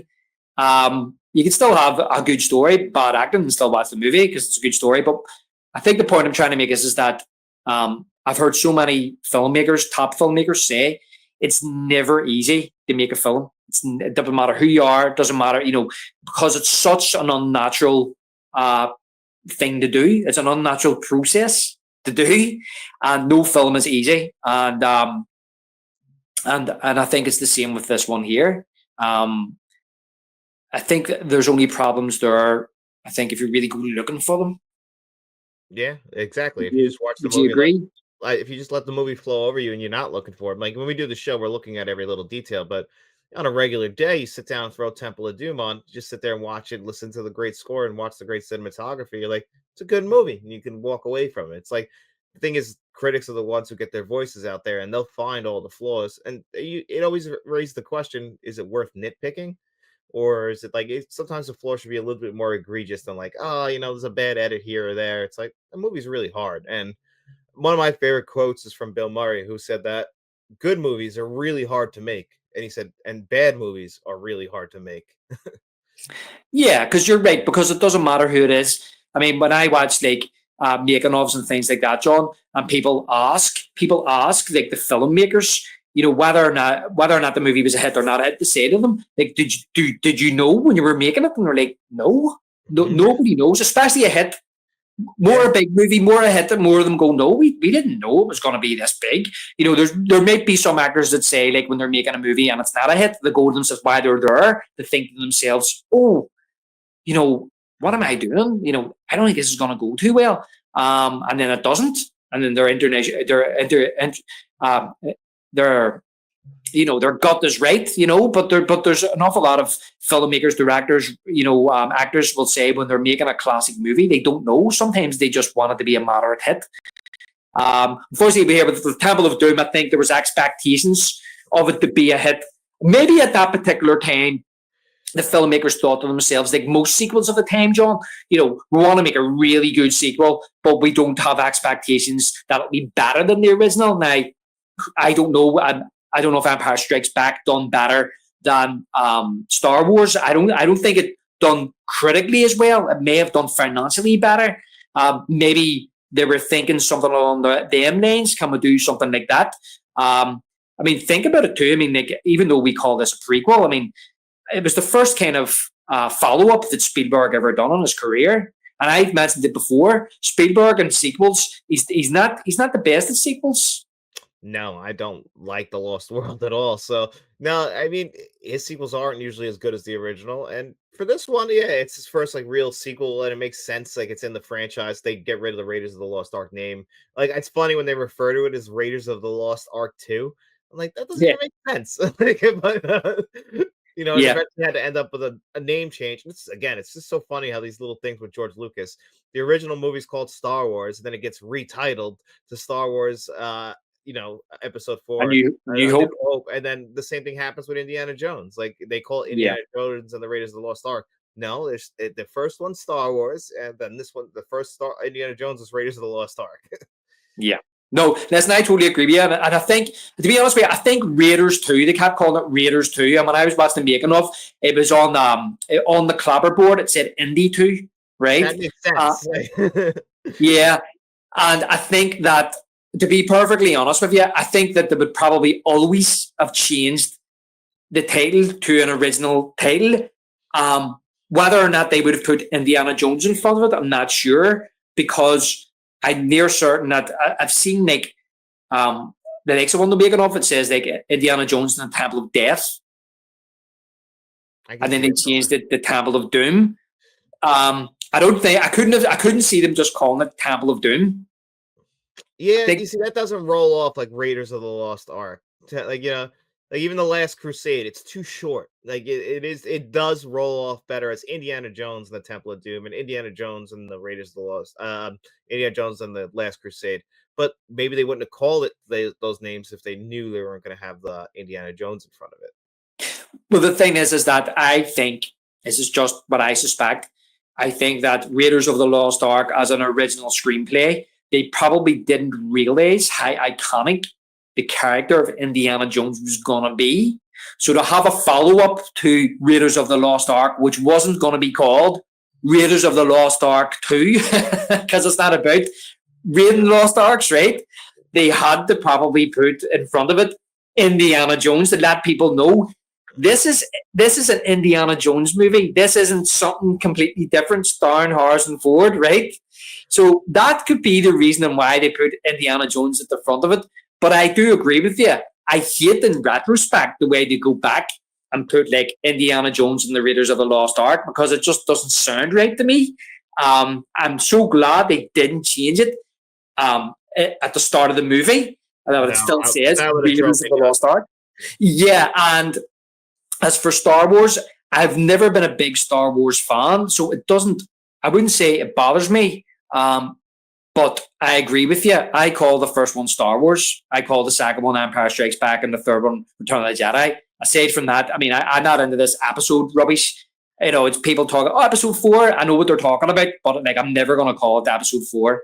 We've retrained our minds, but the original trilogy, that's it. It's just Star Wars, Empire Strikes Back, and Return of the Jedi. Now, when the new ones came out, I was fine with those being episode 1, 2, and 3 because they are prequels, and you could do that. But then they didn't continue that, with the new ones aren't called if they're just called Star Wars: The Force Awakens. On paper, it might say Star Wars Episode 7, 8, and 9, but not in the titles. But yet, when you go pick up A New Hope, they throw the Roman numerals there. It bothers me. It's messy. Yeah, exactly. And look, I think we've touched on this before about Star Wars. As far as Star Wars is concerned, I don't think they realize what the audience want. The audience, we're very nostalgic. Do you know what I mean? We want that original artwork. We want those original titles. We want an original cut. And it's the same with these other movies from the 80s.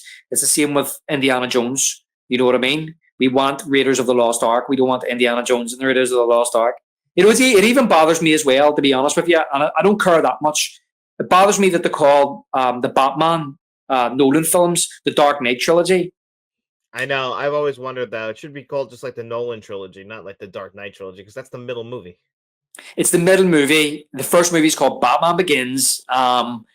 You know, it got me thinking as well. You know, I don't even like that they did The Dark Knight Rises. I don't like that that's the name either, because, like, I mean, that's just by that point they were calling it the Dark Knight trilogy, and it does feel like a Warner Brothers choice.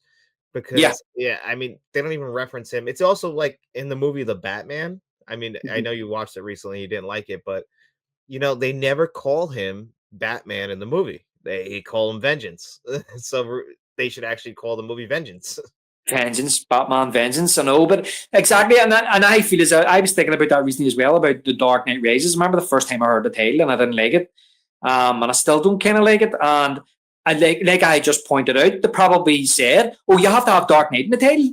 Mm-hmm. You know, they've probably told them that, you know, because people have got to know this is a sequel to The Dark Knight because it made so much money, and that's where, you know, it's studio interference. And I'd mentioned it before as well. It's the same with The Godfather. Godfather 3, Coppola wanted to call it The Death of Michael Corleone. They wouldn't let him. They said, no, you have to call it Godfather Part 3 because people need to know it's part of the franchise and we want to round out a trilogy. So, you know, as I say, I think as far as I'm concerned, you know, it's Raiders of the Lost Ark, and I don't mind Indiana Jones and the Temple of Doom. I think it sounds good, and then we've got Indiana Jones and the Last Crusade. So it's fine. Yeah. And then they stopped making Indiana Jones movies. The stop what? And then after 1989, they stopped making Indiana Jones movies, right? Why, they didn't make any? They didn't make any more, did they? I don't think so. Definitely not 2 more. No. No. You can't say that like they made more, John. You're confusing me now. I'm sorry. Yeah, no. Is there any worth checking out? No. Although I'll be a little fair on my last rewatch of Kingdom of the Crystal Skull. I didn't hate it as much. That's the best I can say. Well, look, I went back and I listened to our Raiders episode, which we done was one of the first episodes we done, to be honest with you. So we're talking 18 months ago. Really? Possibly. I didn't realize it was that long. I think it was like the end of summer, 2023. So, but I had discussed on that about the Kingdom of the Crystal Skull. Was like, I didn't go to the cinema and watch it. And then I got it on DVD and I watched it and thought, oh, it's not that bad. And then there was a few years I didn't mind it. And then I watched it a few years ago, and it's kind of like, you know, I think I said in Raiders, and I'll say it again, I don't think it's a bad movie. I just feel as if I want to watch indie, I don't want to watch that one. You know, I'm going to spend the time watching a 2-hour indie movie. I'll go back to the originals. There's just something charming about, as you mentioned earlier, the 80s filmmaking of these movies, with John Williams in his absolute prime, Harrison Ford in his absolute prime, Steven Spielberg in his absolute prime, the sets, you know, the feel of the movie, even the 80s special effects, you know, I really enjoy seeing them. Call it nostalgia. You know, I just don't feel like I want to watch Kingdom of the Crystal Skull. And when I do, it's going to be few and far between, very few and far between. It doesn't feel like they tried a little bit in that movie early to make it feel like the 80s tone as far as like the set pieces go in Kingdom of the Crystal Skull. But then eventually the movie, with all its CGI, just feels like a movie that came out during that decade, during the 2000s, like even almost like a Spielberg tonally movie. Like his tone changes. Like when you watch Minority Report or War of the Worlds, they're very different feeling tone movie wise as his 80s movies, even his dramatic movies, just because. I mean, I guess it's the camera work, just the backlots, the way they lit them, and the film stock. Like when you watch an 80s movie, it has a certain feel to it. And then when you try and bring an 80s franchise forward like that with a legacy sequel, it kind of took the charm out of it. Yeah, exactly. And I think I'd mentioned as well, John, I mentioned it again, is that because Spielberg in the 80s was trying to pay homage to those early 1930s, 1940s movies. There's an honesty about it. There's a grittiness to it. There's a grittiness to these movies that I think that the later movie doesn't capture. It's too clean. It's too pristine. It's too polished. and that's probably just because Spielberg as a filmmaker is probably at a stage of his career where he is a polished filmmaker. There's going to be none of that kind of jarringness to his filmmaking anymore, because he's going to have it just perfect. And I'm just assuming maybe that's just because he's just a total absolute master at his trade by 70 or 60 years of age, as opposed to early 30s when he was still not learning his trade, but wee bit raw. And that's another thing that was missing too when I say about it being raw as well. Even the third one to me is the softest of the three of them, as in violence ways and horror ways. That's another thing as well that Spielberg doesn't do anymore. No, well, we kind of touched on it a little bit, but like I was fascinated to find out that also George Lucas was going through a divorce as well. But like him and Steven Spielberg were in like darker places in their lives, so they kind of knew that like that kind of reflected in the darker tone of the movie.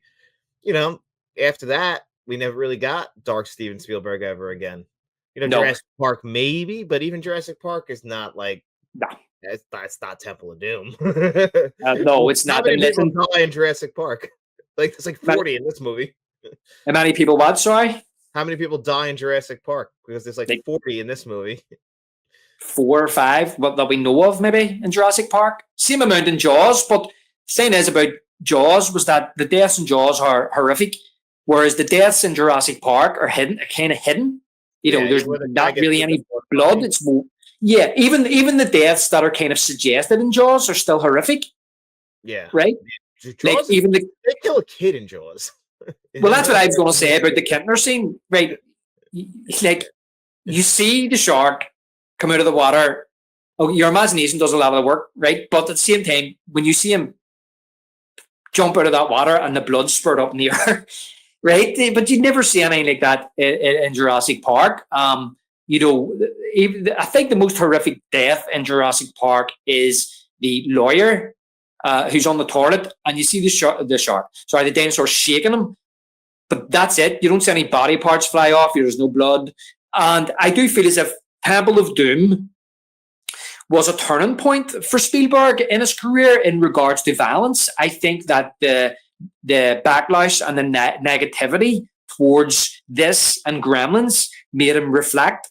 I think I did hear him in an interview say that once his own kids came along, he reflected an awful lot on the violence in his movies. And he didn't want to put that type of stuff in there. Like E.T., you were saying about the guns. Yeah. That's right, when retroactively went back and changed that for the worse. But actually, this is a good question for you because he talked about like his kids coming along. Would that change? Like, you have a daughter. Would that change something in you that when you were growing up, like something you won't want to show your daughter that you might have saw when you were a kid? Yeah. Well, first of all, what I'll say is that, and I think I mentioned it before in one of our episodes, John. I think if Jurassic Park was made before 1984, you would have seen a different movie. You would have seen a more horrific movie, a darker movie. That Michael Crichton book was around then, right? Or did that come out later? I think it came out around late 80s, maybe early 1990, maybe 91, 90. So there's never even a possibility of that. Well, let's just say he wrote it saying 80, and Spielberg bought it, right? I know technology would have been different. Okay, everything would have been animatronic or mechanical. But I think what you would have seen more of is more in the vein of like a darker type of movie, like a Temple of Doom or even Jaws. Jaws wouldn't say it's dark, but it's a wee bit more horrific. But back to your question, I've said before about my daughter was that because I love movies, and that's something that we bonded over when she was so young, and we did do all the kind of like I wouldn't say Disney movies, but we did do some movies that were more kind of like we've done Toy Story and we've done The Lion King, and I did, you know what I mean? And then probably let her watch certain movies maybe when she was a wee bit, maybe could have given it another year or a couple of years. And the funny thing is about Temple of Doom, that was the first one we watched together, actually. Funny enough, it was a rainy Saturday, and I was trying to get her to watch it. I said, "Do you want to watch this movie? It's about an adventurer." And he goes on all these adventures. His name's Indiana Jones. And she says, "Yeah, okay, Daddy." So we sat down, and when I put it on, it's one of those ones because you forget yourself. Because I'm an adult, you forget yourself about certain scenes in the movie that might be just a wee bit too horrific. And I remember when he lifted that kebab thing and threw it across and it goes into your man's chest. I remember thinking, "Oh no, I think That's just a wee bit much. And the scene, this is funny you say, because I was thinking about this the other day for the first time, and since it basically happened. The scene where Indy is being made to drink the blood, and they're torturing him in short round with the whips. So my old house, I lived in a wee 2-bedroom mid-terrace, I think I told you, and so there was the living room was very small. So say I'm sitting on the sofa here, the window was right here beside me, my daughter was here beside me here. And you basically stepped out onto the street. There was no garden, right? It was front door, stepped out onto the street, stepped out onto the footpath or the sidewalk, as you call it in America. And I can't remember why, but next thing was there was a rap at the window, and she jumped out of her skin. Jumped. It was my dad. He was calling down. He was dropping something down to the house. Can't even remember what it was now. So she was so engrossed in this scene of this movie that it scared the life out of her when he rapped the window. So yes, there is certain things there. Of course there is. Look, there's movies. I watched this movie around maybe 7 or 8, and it was edited for TV. I've got to be cautious that if I'm showing my daughter something, what's in it, and it's not going to be edited, and can she handle it? And of course, anything that's too much, of course, I would not let her watch it. I'm more kind of, it depends on the violence, John. It depends if there's blood and there's guts and there's things like that. I wouldn't want her to see anything like that. Of course, I've let her watch Jaws, and it didn't do me any harm, I don't think. But the thing is that I'm more kind of conscious about adult stuff in movies rather than, for example, blood and gore or guns. Yeah, I think that makes a lot of sense. Like, yeah, but is that because we grew up with like the violence? Like, because I saw all these stuff at a young age too. But then, like, my parents got remarried and they had kids again, and they would get scared of like other stuff that I kind of grew up with as normal. So it's like, I guess it really does depend on the parent and the child. Yeah, exactly. And yeah, and look, I mean, she's seen Poltergeist and stuff like that, and she basically said she wasn't scared, and then the next thing, her mom had said, like, she was, so I obviously she hasn't watched it since, and that's fair enough. And she was fine at the time, do you know what I mean? Things like that. And I'm kind of like, well, there were PGs when I was growing up, and they might have changed the rating now. And like I've told you before, my parents were kind of strict that way. And obviously I mentioned before about what happened here. There was a young child murdered by 2 other kids, and they blamed them on video nasties. And I think that scared my mum and dad to the point where, my parents basically said any 15s we weren't allowed to watch, even though I'd seen the Terminator already. It's like, well, can I watch the Terminator? Or I seen it. I remember actually the Jaws 3 and Jaws 4 VHS when it was first released were 15s. And I remember saying, well, can I watch these? You know what I mean? I've seen them before. So they kind of, because of these video nasties that were being branded about in the news, and there was films being banned, as far as I can remember, off the back of this murder, it was kind of like anything that's an 18, anything that's a 15 is out of bounds, right? And I don't even think there was a 12 certificate then, right? The 12 certificate may have been in the cinema, but it wasn't on rentals, right? It was like, so you had U and you had PG, and then you had 15, you had 18. So all I had was PGs and U's, right? But yeah, but within them PGs, you got to remember too, John, the likes of those PGs was Jurassic Park and was Jaws. May have even been Temple of Doom. I can't remember, right? So there was PGs there that I could watch. But now my daughter's kind of like, we're at a stage now where if something is kind of like if it's a 12, we'll think about it. If it's a PG, it's fine. Anything above that's no. That's fair. I think that's fair in this day and age. Yeah, exactly. And like movies like Ace Ventura, I can't wait to show Ace Ventura. But because of the adult stuff in it, I'm kind of like, she's a bit too young for that. See, it's weird because I grew up like with Jim Carrey movies like Ace Ventura and Dumb and Dumber, which are both R-rated movies. Like, I watched them, thought they were hysterical as a kid, and then when I got older and I was watching them, I was like, I can't believe that it just kind of went completely over my head. Yeah, well, I seen Ace Ventura in the cinema, and I can't remember what. Well, I was 93 or 94? 94. 94. So I was what? I was 12. I was turning 13. It might have been a 12 in the cinema. Can't remember, but I know that it's a 12 on video. So again, it's what I'm saying. I just think that obviously there's strict rules about what you can and can't show your children. You know what I mean? There's strict rules there, but I do think there's certain children that can kind of handle things better than other children. Like I've said to you before, is that because of like me and my daughter are bonded over like certain movies like Jaws and Jurassic Park and Indiana Jones and things like that, movies that I love and grew up with, right? So we have bonded over them movies. So she knows my love of horror, and she's told me, "Oh, I want to watch The Exorcist." Now, there's not a chance in hell of that happening anytime soon.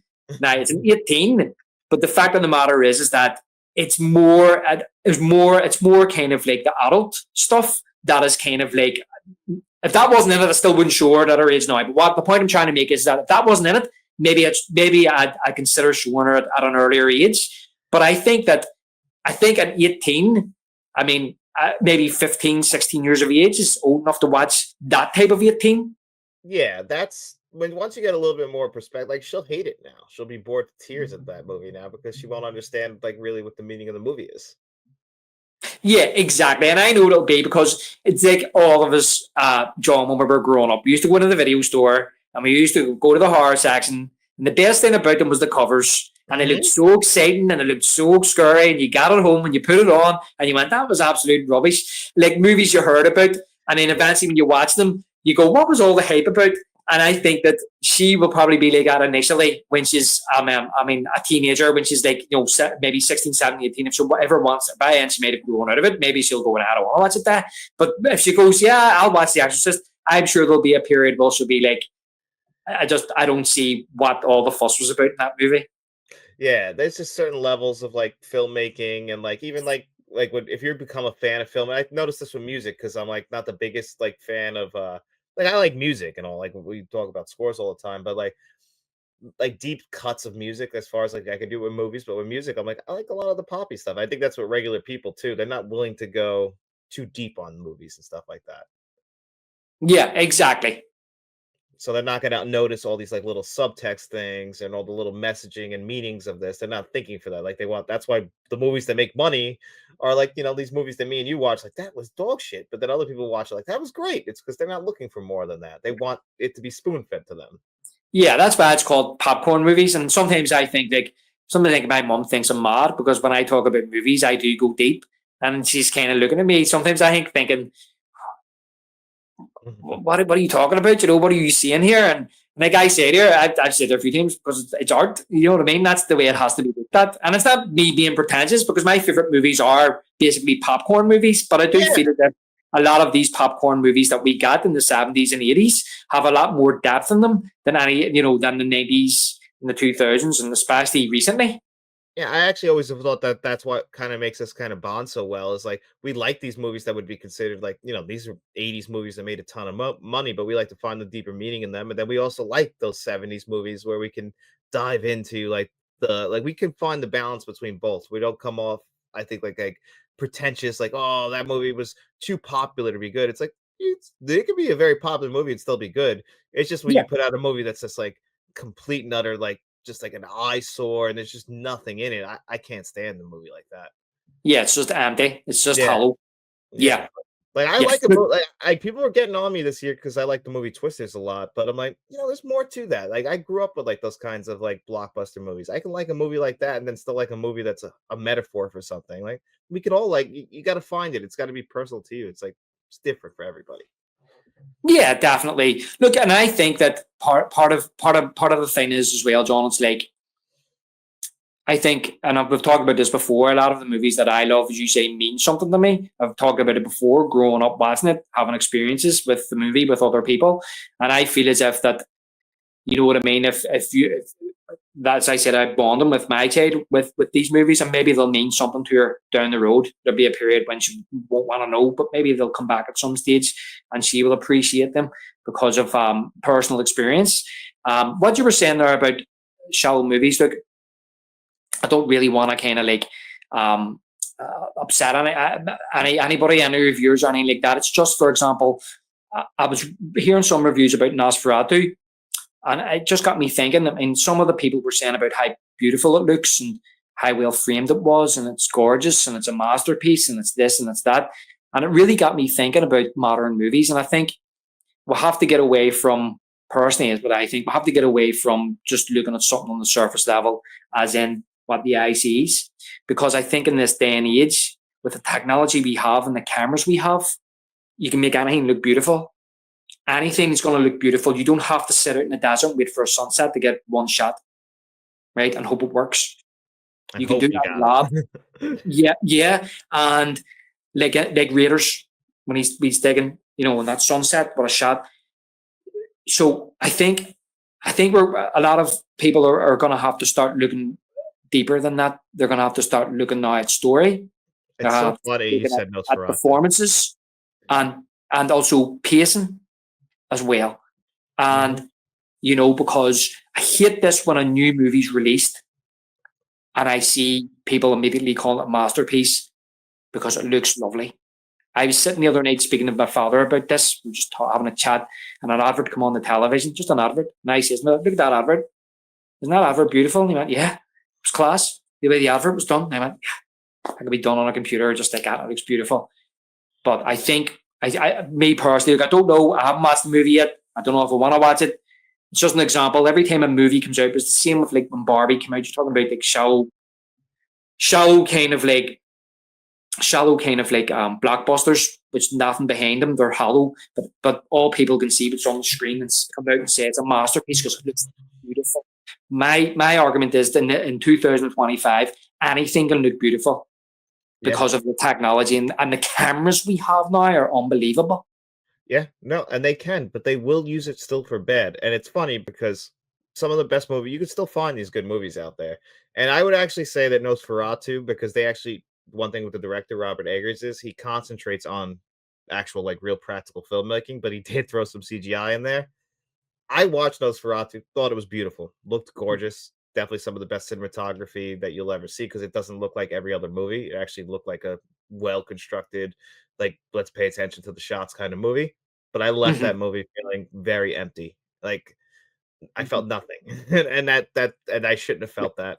And I watched a lot of movies this year that I think I put a good list together of like really good movies and movies that were going back to like the stuff that we like good story and actually shooting it on film. Like none of these like ugly looking mainstream movies that come out. If you look for them, they're out there. Like I haven't seen it yet. But I don't know if you've heard of The Brutalist. It's No, getting a I lot of haven't. buzz right now as like one of the front runners for Best Picture. It's a 3.5 hour epic with an intermission built in, and they're like people are like, oh, that's Jesus. like for the film fans out there because they shot this movie on VistaVision with film. Like the guy went out there and actually went and tried to make it like an old school, and people are saying like it kind of feels like when you watch it like to The Godfather, and that was kind of like the inspiration. So I'm curious about a movie like that this year. I haven't gotten to see it yet because they don't bring these like everyone gets to see it in November, but it won't come out here until like middle of January. Yeah. Well, look, mate, I just think it's about a balance, and I don't want to upset anybody because I know people can get passionate, like we do, about movies and stuff like that. And I Mhm. just, I just hate when I see people saying it's a masterpiece because it looks beautiful. I'm just getting very cynical about it because I just feel as if in this day and age that you don't have to do much to make a film look beautiful. And I think we should. I mean, a movie make it. Yeah, of course. It's, the reason saying I said earlier, it's art, right? Yes, it is. It's art, but it's also the art of storytelling as well. And I think it's about getting that correct balance, Yeah. for a movie to be a masterpiece, for it to change the form, for it to inspire, to endure, to have a legacy. It has to Yeah. me, have a balance there. Um, so that's what I think. I just thought it was in my head there. I just wanted to mention that about the art of movies. No, I completely agree, and I feel like, right now it kind of just feels like a system to try and sell movies, and we lost a lot of like the passion. But there are movies out there from directors that are passionate that still make movies that will look good and they'll sound good and they'll have great acting with great stories. I just feel like that's not given to the mainstream as much anymore.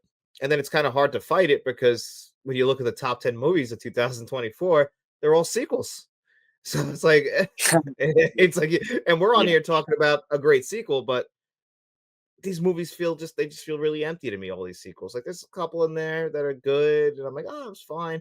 But all the movies that I find, then I look up what they made at the box office. It's like, oh, that sucks. No one saw that. Yeah. But look, come back, listen, come back to Indy before we wrap it up. Like, it's just, Yeah, we got a little late here. yeah, no, but what I'm saying is that, no, my battery's going to go. But going back to Indy to wrap it up, as in sequels, back in the 80s, sequels weren't really the big thing. By 1983, it was actually funny. It was Jaws 2 that really kicked off the big sequel trend because it was so successful, right? And that was 1978. You know, we had a handful of sequels between 78 and 83. But the thing is that, I mean, Empire Strikes Back was one of them sequels, and it was completely different than the original Star Wars, as in it continued a story. It was the middle chapter of a trilogy. But what they done with Indiana Jones was that it was, because it was based on the serials of the 30s and 40s, it was supposed to be 3 different stories. The only real through line was Indiana Jones. He was the only real through line. And they give us that with this prequel, or if you want to call it a follow-up or whatever. But what they give us with Temple of Doom was a brand new story. And okay, I don't know. I don't think it done as well at the box office as Raiders did. But you know, it was a big smash hit. And I think it wasn't as critically well received as Raiders did. But it gave us something different, mate. It's just funny you saying there about the movies of 2024 and the majority of them being sequels and stuff like that. I mean, I've seen the up and coming, like the most kind of anticipated movies of 2025, and again, the majority of them are like sequels or reboots. And the most interesting one to me is Superman. And even that trailer, I was like, too much CGI, but I'm willing to give it a chance. Yeah, that one, it's very strange because it's James Gunn directing, and I usually love James Gunn. But James Gunn's style is like dirty and nasty and gritty, and like, you know, he kind of had that translate well to the Guardians franchise. But you know, Superman's a whole different thing. So I'm very curious to see if his style translates. But hey, I'm willing to try. I'm always willing to try. Yeah, but that's what I'm going to go to the cinema and watch. So me and the daughter's going to go and watch out in the cinema. Yeah, got to see Superman. But I think we covered this well. What do you think, David? Yeah, I hope so. So this one might end up being one of our longest ones, but why don't you tell the good people what we'll be covering next? Yeah, well, on the next episode, me and John are going to be committed, and we're going to be flying over the cuckoo's nest. I can't wait to do this one. We've kind of started talking about it a little bit, just like behind the scenes, but we'll be talking about this fully in a couple weeks. Yeah, it'll be 2 flew over the cuckoo's nest. Yeah, no. What do you think? You Jack Nicholson, I'm the Chief, because Chief got out. Put up the basket, Chief. I don't know how his life turned out after that day, but hey, he got out. That's true. That could be a what if. Yeah, we'll talk about that. But, yep. Anyway, guys, thank you for being here with us on another episode of the Let's Talk podcast. And if you liked it, don't forget to like, share, and subscribe. Tell your friends about us.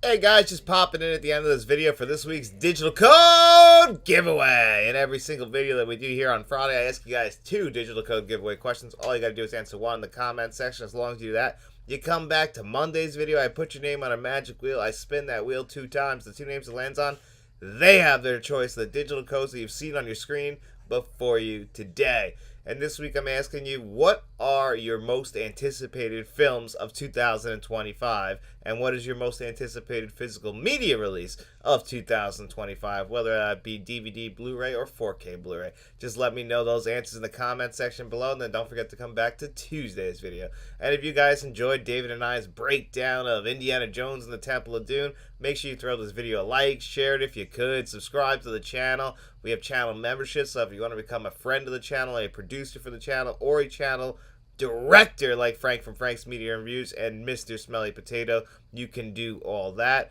Just make sure you look for all of that information down in the description below. But if you got no money to throw away, guys, we don't mind at all. We just hope you enjoyed the video. And if you did, get out in those streets, tell your friends about us, and then we'll be seeing you around.